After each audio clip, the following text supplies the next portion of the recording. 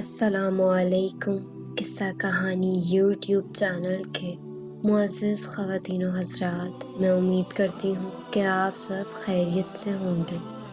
گاڑی سے اترا، بھاگتا ہوا اسٹور میں داخل ہوا اور ایک پانی کی بوتل خرید کر واپس گاڑی کی طرف پلٹا۔ اسٹور کے دروازے پر بیٹھے بوڑھے گارڈ نے مجھے سلام کیا تو میرے قدم جیسے رک سے گئے، جیسے اس کے الفاظوں نے مجھے جکڑ لیا ہو۔ میں نے اس کی طرف دیکھا تو اس کے اندر دھسی ہوئی آنکھیں اور پچ کے گال، مرجھائی ہوئی جلد اور جھریوں سے بھرے ہاتھوں میں کپ کپاتی ہوئی بندوق نے مجھے فریز کر دیا تھا۔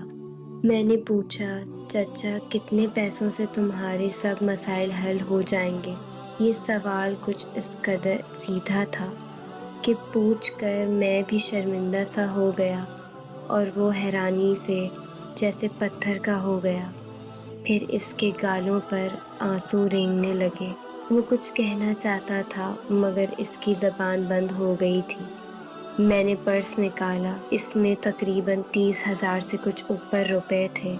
میں نے یہ 30,000 اس کی مٹھی میں تھما دیے اور اپنا کارڈ دیا کہ اور کی ضرورت ہو تو رابطہ کر لینا۔ پھر میں بھاگ کر گاڑی میں بیٹھ گیا اور ایک نظر اس گارڈ کو دیکھا۔ اس نے گنے بغیر ہی رقم اپنی جیب میں ڈال لی۔ میں پھر سے اپنی زندگی میں مصروف ہو گیا۔ میں نے دل میں نیت کی کہ یہ اس رمضان المبارک کے آخری عشرے کی 27ویں کا صدقہ ہے اور فطرانہ بھی ادا ہو گیا ہے۔ گھر پہنچا تو امی نے فرمائش کی کہ اس بار فطرانہ کالونی میں کینچی چھریاں تیز کرنے والے خان کو دینا ہے، وہ بہت حقدار ہے۔ میں نے اندر جا کر بیگ سے کچھ رقم نکالی اور امی کو تھما دی۔ فطرانہ بھی کبھی گن کر دیا جاتا ہے بھلا؟ اللہ پاک رمضان المبارک کی فضیلت اور برکات بھی تو گن کر نہیں دیتا نا، ہم کیوں گن کر شکریہ ادا کریں؟ رات کو میں تراویح سے گھر لوٹا تو میرے گیٹ پر کوئی شخص بیٹھا ہوا تھا مگر سو رہا تھا۔ میں نے اتر کر اس کو جگایا تو دیکھا کہ اسٹور والا گارڈ ہے۔ اس نے جھک کر سلام کیا۔ میں نے اس کو گلے لگایا اور اندر آنے کی دعوت دی۔ اس نے بتایا کہ وہ پچھلے 2 گھنٹے سے وہاں موجود ہے اور اسے جلدی گھر پہنچنا ہے۔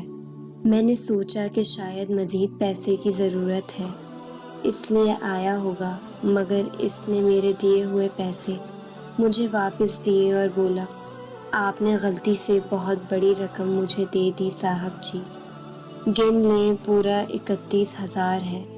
مجھے تو بس 200-300 روپے چاہیے رات کی روٹی اور صبح کی سحری کے لیے۔ آج پیسے بالکل نہیں تھے، بچوں نے روزہ پتہ نہیں کیسے کھولا ہوگا۔ میں اب کچھ آٹا دال لے کر جاؤں گا تو سب کھائیں گے۔ ابھی پہلی تاریخ دور ہے اور تنخواہیں بھی کمپنی لیٹ دیتی ہے۔ آپ کی مہربانی مجھے 200-300 دے دیں، تنخواہ پر لوٹا دوں گا۔ پھر اس گارڈ نے کہا، سر میں سابقہ فوجی ہوں، مانگتا نہیں، اللہ پاک سے مانگ رہا تھا کہ آپ آ گئے اور پیسے پکڑا دیے۔ میں دن میں 2 ڈیوٹیاں کرتا ہوں تاکہ روٹی چلتی رہے۔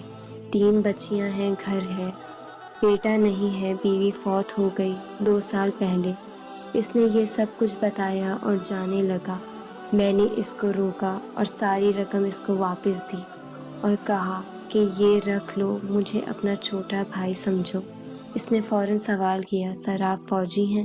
میں نے کہا، تمہیں کیا لگتا ہے؟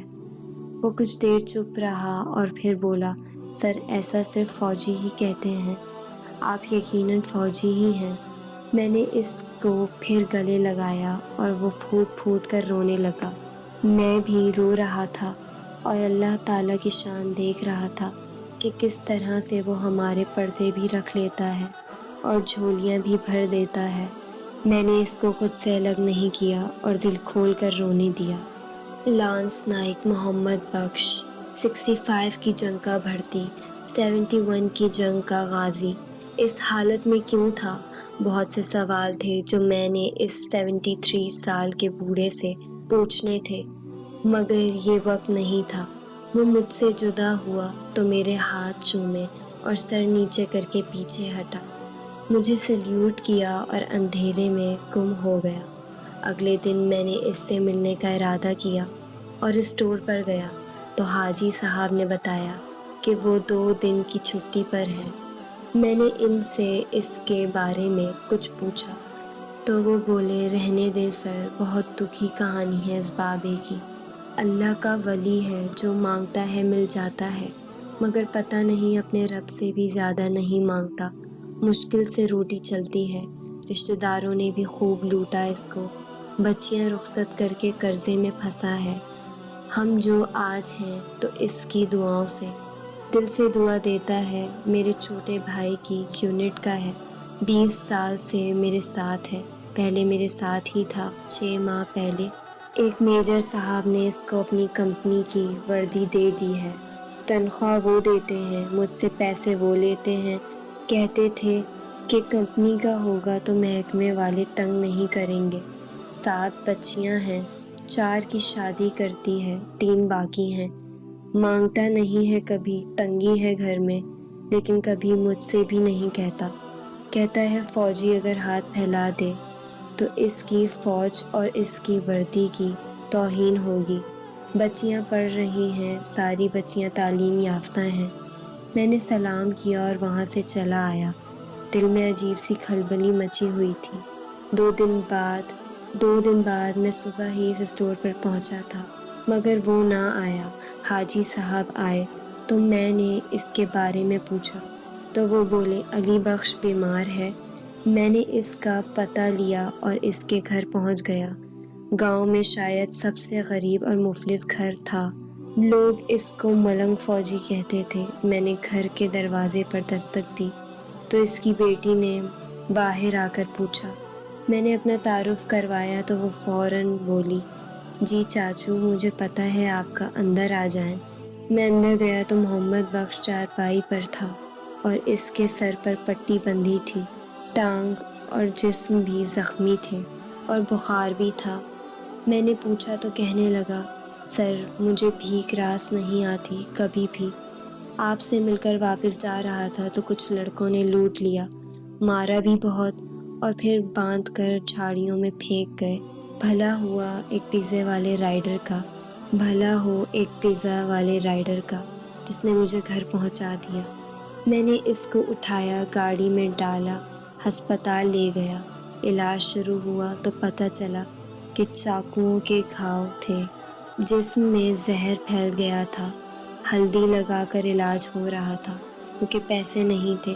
اس کی حالت بگڑتی گئی اور 3 دن میں علی بخش اللہ کو پیارا ہو گیا۔ پتہ نہیں ایسا کیوں ہوتا ہے، ایسا محمد بخش کے ساتھ ہی کیوں ہونا تھا۔ اللہ پاک نے اس کی بچیوں کو باپ کی جگہ ایک مخلص انسان چاچو کی صورت میں دے دیا تھا، مگر میں اب بھی بیٹھا سوچ رہا ہوں کہ کہیں اس کا قاتل میں ہی تو نہیں۔ نہ میں اس کو پیسے دیتا، نہ وہ لٹتا اور نہ وہ مرتا۔ اللہ پاک کے نظام کو ہم انسان نہیں سمجھ سکتے۔ بس یہ بات یاد رکھیں کہ اللہ تعالیٰ دعاؤں کو سنتا ہے اور ضرورت مند تک اس کا حق پہنچا دیتا ہے۔ آپ اپنے رب سے رابطے میں رہیں، وہ خود آپ کو مستحق تک پہنچا دے گا۔ عید پر خاموش اور سفید پوش لوگوں کے ملنے کی دعا کیا کریں، وہ مالک ہے، خود ہی رابطے کروا دے گا۔ یقین رکھیں، یہی توکل اور اصل ایمان ہے۔ السلام علیکم ورحمۃ اللہ۔